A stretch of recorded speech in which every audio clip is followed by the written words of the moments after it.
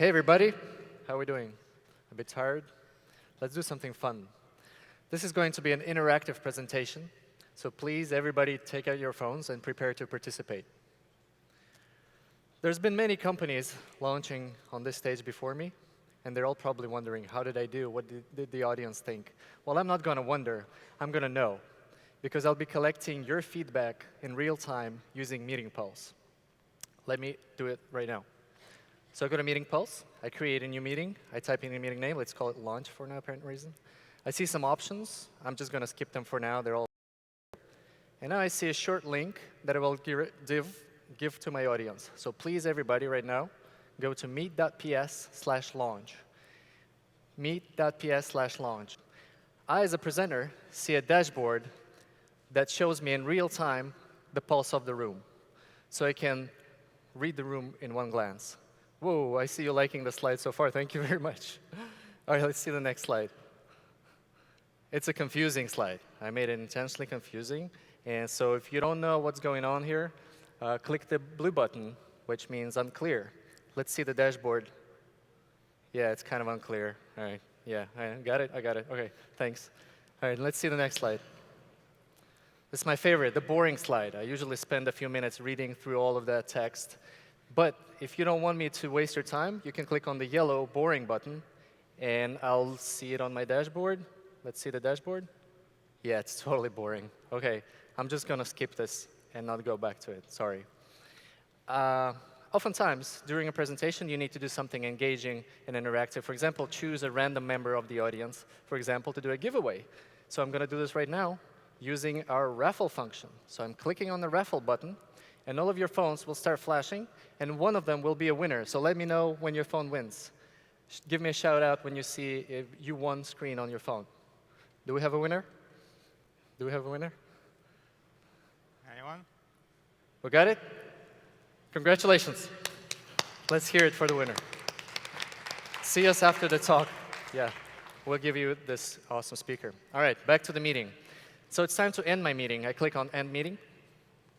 And you see a follow-up screen on your phones where you should answer this exit poll. And definitely follow me on Twitter. I need a few thousand more followers. Or you can go to a custom link for sign up for MeetingPulse. So how did I do? Well, as I said before, sorry, I'm not going to have to wonder because MeetingPulse gives me this amazing sentiment graph of my talk. So I know exactly how I did. I am noticing a strong opening, some confusion in the middle, I don't know from what, and a very boring part there. I kind of know why it's happened. And I see a very high audience engagement.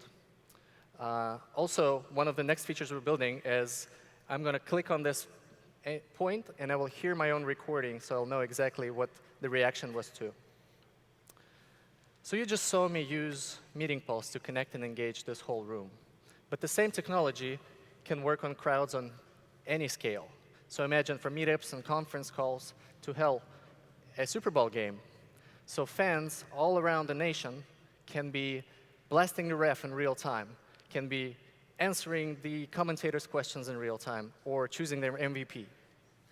So if you want to make your next event amazing and create a new interactive experience for your next presentation, come see us after this talk. We're MeetingPulse. Thank you. Do we have? OK. So I wonder if this could have helped Michael Bay during his CES presentation not too long ago. You're welcome to use it. So I've been thinking about this a lot. Do shitty presenters know they're that bad in the middle of their talk? And if they're even told and they weren't aware, would they be able to recover and make it better, right? My hypothesis here is it's going to be more about the after the talk analytics where people can really dive in and understand the reaction than the in the moment kind of responsive dashboard. And so I'd really encourage you to put most of your effort towards that reactive after let me review, as opposed to the I'm just going to panic and freak out more seeing that this is not going well. Again, well, it's about to get information as you make, but during, I don't even. Well, it's I don't know. I think maybe more difficult to imagine for a single presenter, but if there's a panel or a discussion. I think this has a natural match with broadcasting, and specifically with political broadcasting.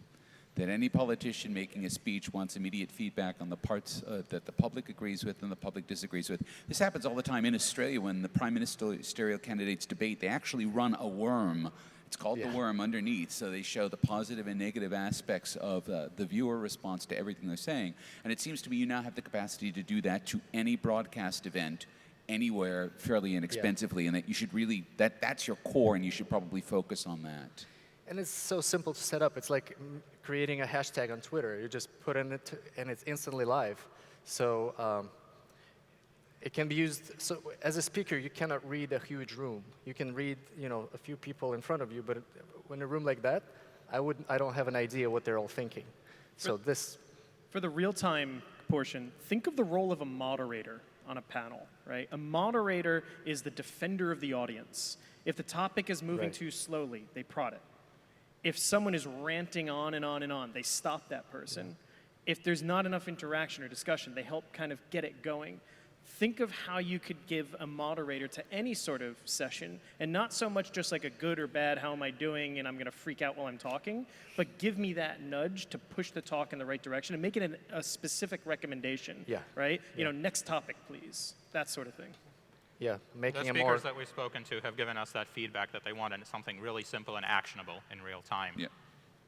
And you guys showed a couple different things you want to go towards conferencing and so forth. Like, what is the biggest medium there? Is it content sharing? Is it conferencing? Which route?